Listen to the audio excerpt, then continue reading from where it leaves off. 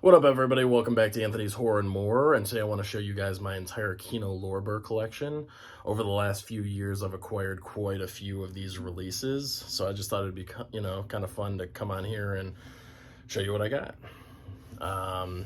Yeah, so if you don't mind, hit the like button, subscribe to the channel if you haven't already. I'd appreciate it. And in the comments down below, let me know which Kino Lorber titles are your favorites, any that you would recommend to me that maybe aren't on my radar. I'd appreciate it.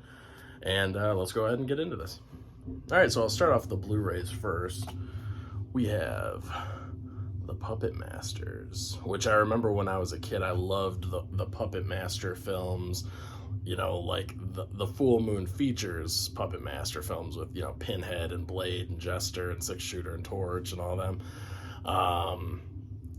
So I think I rented this thinking that it was like part of that franchise, and I was like, what the hell is this? And it turned out to be this alien take over the world type of film. Aliens attach themselves onto people and take them over basically and can control them. And yeah, I mean, it's a pretty good flick. I enjoyed it. Donald Sutherland.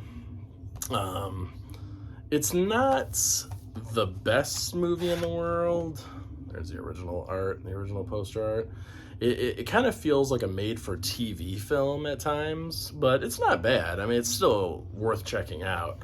It just has a little bit of that made-for-TV kind of feel to it, now that I've gone back and rewatched it after many years. But still enjoyable.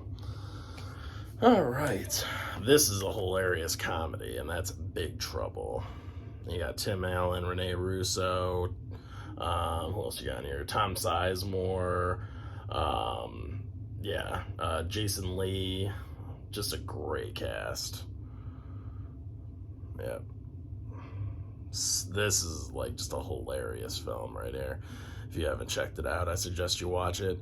It's kind of a hard one to describe. It's like a bunch of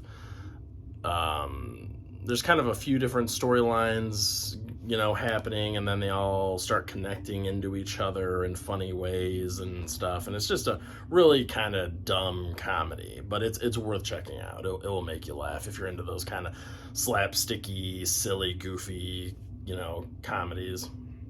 Definitely check it out. It came out in 2002. Yep, it's a good one. It's fun. All right. Then we have Burnt Offerings. This film was recommended by Brian Goes Blue and Coco too. But yeah, Brian recommended this one to me. If you guys don't know about Brian Goes Blue's channel, go subscribe to him. I'll leave a link down in the description below. He's so close to hitting 1,000 subscribers. It's crazy. He can taste it. So please go over there and subscribe to him. He's a really good guy. And him and his girlfriend put out a ton of great content over there. They always make me laugh with their out of the movie theater videos and stuff. They're a crack up, so go check them out, subscribe to them. But Burnt Offerings, man, I love this movie. It's like a haunted house type film. So good, beautifully shot, great cinematography, directing, acting. The actors are just so good in this, especially the dad. Well, the dad and the mom, I think they both do a good job, a really solid job, and the kid actor is actually really good too. So solid performances all the way around. But just the way it's shot, I love the aesthetic of this movie. And it's a nice slow burn film as well. And I think if you like movies like The Changeling, you'll really enjoy Burnt Offerings. So check this one out. They're actually re-releasing this with a slipcover with this artwork, so it's pretty nice. All right, next up we got Deep Rising. This is such a fun movie. Treat Williams, Famke Jensen. It's just the cast is great in this. A lot of other actors that that you've seen a million other things, and a lot of special features actually too. all those special features. But yeah, this is like a creature feature. As you can see, they're all on this cruise liner. They're looking to, get some money from it. And what they don't know is that everybody on board this cruise liner is dead. And now they have to deal with this creature that's coming out from deep down the sea, and all of its tentacles are popping up and killing people one by one. So you got all these armed, badass, trained killers, assassins, that kind of stuff against, this giant creature and its tentacles popping up all over the place. And it's pretty awesome. When it kills them, it like rips their skin off and then just spits out the rest, the blood and the bones and all that. It's fantastic. Yeah. Oh, it's directed by the same guy who did the Mummy from the Brendan Fraser Mummy films. It's that same guy. Is it like Summers or something like that? Stephen Summers, yeah. Yeah, he did the Brendan Fraser Mummy movies, so fun ride.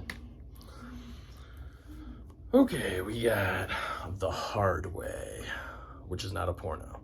It's you had Michael J. Fox, James Woods, couple of James Woods is like a hard beat cop, whatever, not taking any shit from anyone, and kind of like one of those kind of guys. And James Woods plays that very well. He knows how to play, it's James Woods. He knows how to play that character perfectly. And then Michael J. Fox is an actor who wants to learn how to be a cop, so he teams up with James Woods, and they go and try to solve a case together and all that. And it's very entertaining. I love this was one that I can't remember. I think it was recommended to me through someone, or I watched a video and they recommended it. And as soon as I saw that cast, I was like, oh yeah, sign me up. And it lived up to its reputation. It was very, very funny. So check that one out. All right, and then we have The Good Son. Creepy ass Macaulay Culkin right there. Yeah. Yep. You got Macaulay Culkin and Elijah Wood as like the two kids. And Macaulay Culkin's this evil little son of a bitch, devil kid. And let me look how creepy he is just right back there. Yeah. And, it's just one of those evil kid movies. Elijah Wood plays the good son, and Macaulay Culkin's just doing some evil shit in this movie, really messed up stuff. He's very sinister, and what a great actor he is. So just, picture the Home Alone kid as an evil devil child. It's pretty awesome. Pretty awesome. And it's rated R, so it means business. And you got some special features on there as well. All right, next up we got Trilogy of Terror. Thus. Yep, I have not watched this yet, but I'm looking forward to checking it out. I love that image on the back. Ooh, that's creepy. I actually haven't seen, I love horror anthologies, but I haven't seen the first one or this one. And I know this is like the quintessential, horror anthology, movie, the first one and this one. So got to check this one out. And I got to try to find the first one and watch that one as well. But, yeah, looking forward to that. I know they're like made for TV horror anthologies, but I've heard nothing but good things. And then next up, we've got the trilogy of The Silence of the Lambs, 4K. One of my favorite films of all time. I love it. How do you go wrong? Yeah, have the lambs stop screaming. Yeah, it's hilarious. Yeah, so good. And then Hannibal. Very underrated film, directed by Ridley Scott. Fantastic sequel to Silence of the Lambs, in my opinion. Very, very underrated. No one ever talks about this film. And, they got Julianne Moore, who I think is good. I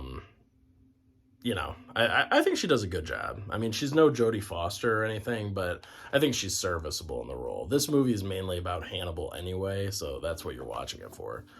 Whereas the first film is more about Clarice, so you get a lot of Jodie Foster in there, which is, awesome. But Hannibal is about Hannibal, so. And then you have Red Dragon. And I think this is also a great prequel to Silence of the Lambs. And you got some really solid special features on this. And this 4K looks amazing. All three of these 4Ks look fantastic. So definitely worth picking up the trilogy. This is another underrated film. You know, I actually do prefer this over Manhunter. I know that's like, what? You know, but I do. Maybe it's just, you know, I have bias because it's, you know, Anthony Hopkins. And maybe that's just what it is for me. But I liked Manhunter. I thought it was good. But, you know, I mean, obviously it's a really solid movie. I probably should rewatch it because it's, well, it wasn't that long ago. I think I watched it about like a year ago or something. And it was solid. Like Tom Noonan, you know, playing a really creepy villain in that. Yeah, I mean, but I just prefer Red Dragon. Red Dragon. And this cast is stacked too. I mean, Anthony Hopkins, Edward Norton, Ray Fiennes, Harvey Keitel, Emily Watson, Mary Louise Parker, Philip Seymour Hoffman. I mean, Jesus, when Philip Seymour Hoffman, spoilers, goes down flying in that wheelchair and it's on fire, come on. That's so good. All right. And then we have The Score. Really fun heist film. Another Edward Norton movie. And of course, you got Robert De Niro. Robert De Niro face, you know. Badass in this. Another, I would say, underrated film. Angela Bassett, Marlon Brando. You know, you hear people talk a lot about Heat, The Town, you know, but you don't really hear them talk about The Score. And this is really damn good. You know, I mean, I think it's a solid heist film. And Edward, the character that Edward Norton plays, I don't think you could even do today. He plays like a mentally challenged, he pretends to be mentally challenged or whatever in the film, you know, to gain access into this place because he's looking to steal something. I don't even think you could do that today, but it really works in the film. So yeah, check that one out. All right. And then we've got Monster Squad. Yep, just got this one in, you know, last year. And boy, oh boy, is this thing loaded with special features. You got 2 full-length documentaries on this thing. And just tons of really great special features. Very informative. And the documentaries are a lot of fun, you know, so... Monster Squad. And this brought back a lot of those nostalgic vibes. You know, if you love The Goonies and Stranger Things and, you know, those types of movies, you're going to love this. You know, it's, you know, the miniseries or the new you know, movie, you know, it's just a lot of fun. So, and I really love that artwork. And you do have a little bit of different artwork on the inside. Slightly different. But, yeah, you get the classic monsters. Dracula, Creature from the Black Lagoon, the Wolfman, the Mummy, Frankenstein. All your classic monsters there. And you got this ragtag team of kids that are just looking to kill their asses. So, it's a good one. All right. Then we have Mystery Men. This movie is hilarious. I love this one. I believe that this film was way ahead of its time when it came out. You know, it made fun of like all the typical superhero tropes and all that kind of stuff. And this was before all the Marvel movies and all, you know, all that stuff came out. This was made in 1999. So really the only thing that had come out was like Blade, and then like the older films, like the old Spider-Man, Captain America movies like that, but none of the new stuff. So I think this was, you know, way ahead of its time. Mystery Men. And once again, I mean, you know, you got Ben Stiller in there. Let's see, who else is there? Yeah, Hank Azaria, Claire Forlani, Gian Janine Garofalo, Eddie Izzard, Greg Kinnear, William H. Macy. Yeah, I mean, it's just Kel Mitchell. Such a great cast. Especially Greg Kinnear. Greg Kinnear is, oh my God, he's so damn funny in this. You know, he kind of plays like the Superman, like, you know, I mean, he's not really Superman, I guess more Batman but with like a more douchebag kind of personality, you know. But it's really funny. Yeah, definitely check that one out. Mystery Man. And it's a grounded superhero film too, which I enjoy. You know, none of them have like crazy powers or anything like that. So it's, you know, really adds to the humor. All right. Then we have The Night of the Hunter. Love this slipcover. I think this slipcover is beautiful. Classic black and white look. I thought the movie was really good too. Solid. You know, for 1960 or 1955. Holy mother of God, 1955. Yeah, I thought the movie was really good, actually. You know, it's just about this creepy stranger that comes into town, and you know, he's kind of pretending to be someone he's not, and he's talking to these kids and all this stuff, and it's just, you know, it's a really you know, kind of creepy, atmospheric, nice slow burn type of movie. You know, builds up the suspense and everything. And it's only 93 minutes, so it's really not that much of a slow burn. But you know, really good acting in there. So I enjoyed it. Enjoyed it quite a bit. All right, and then you have Kujo. All right, Stephen King film. And, you know, Kujo's fantastic if you haven't seen it. Basically, this, what kind of dog is it? St. Bernard. It's a St. Bernard gets bit by this bat that has rabies, and then the St. Bernard gets rabies, you know, starts foaming at the mouth, going crazy, and then just starts randomly picking off, you know, different people in the town, killing people, and you know, it's really, you know, like most Stephen King films, it's kind of more tragic than anything. It's like, yeah, I mean, you know, Cujo's a monster basically now, you know, because he's infected with rabies. So, you know, but before he got rabies, he was just a normal, nice dog. So you feel bad because it's like, damn, man, it was, you know, it's crazy, you know, just one little bite from a bat can just, you know, turn you into like a zombie, basically, like an evil zombie dog that's just out to kill.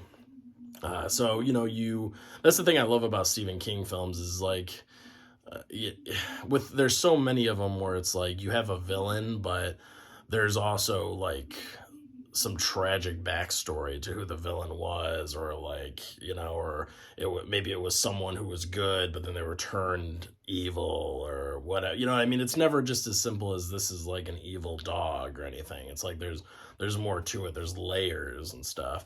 And then you got all the family drama going on. It's just a great film. Gotta watch Kujo. You got Stone Cold. And this also has different artwork, which is nice.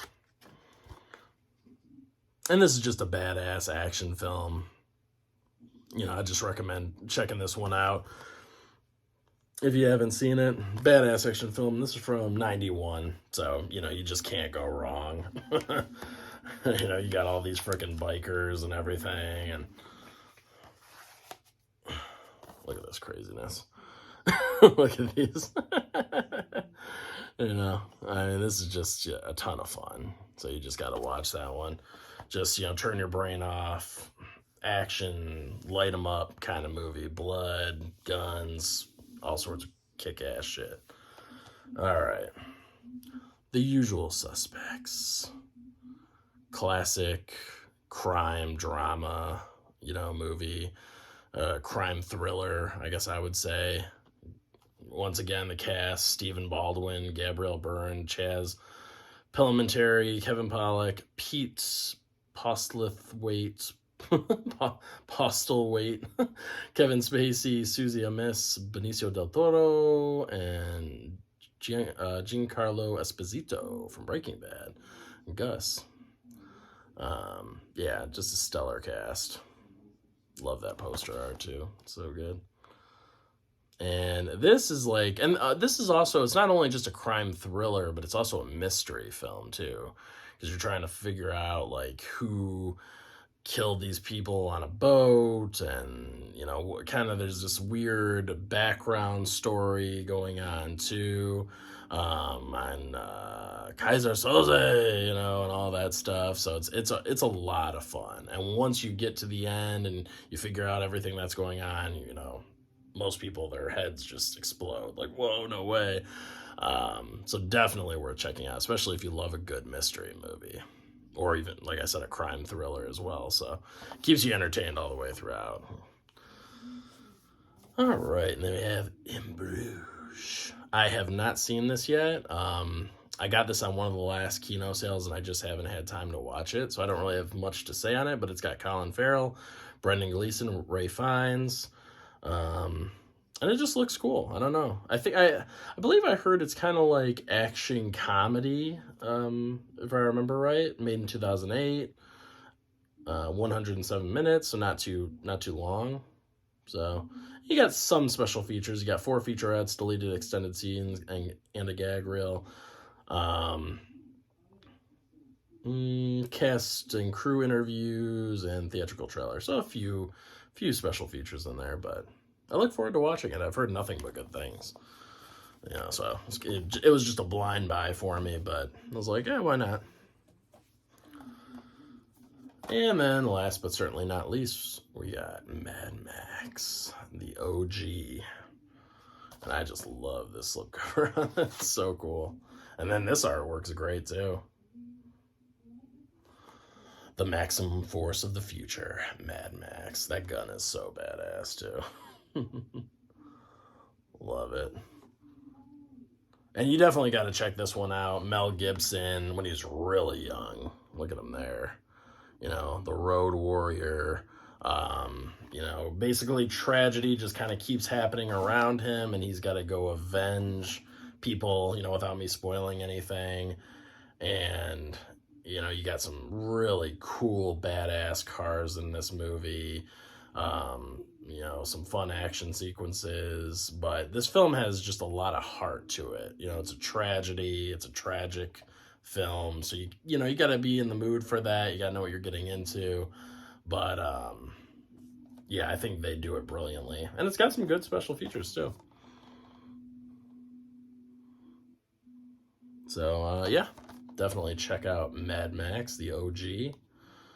And that's it, guys. That's my entire Kino Lorber collection. So thank you guys so much for watching. Also, if you don't mind, going over to Dude Who Loves Movies, I'll leave his channel in the description below, and just going over to his video and vote for me for Horror YouTuber of the Month. You know, that's still going on all the way till the end of January. So if you don't mind going over to Dude Who Loves Movies, I'll leave the link to the video, and then you just go into that video and you just say, I want to vote for Anthony, and that's a vote for me. So just please go do that. And that's about it, guys. Thank you so much for watching. I'll catch you on the next one. Peace out.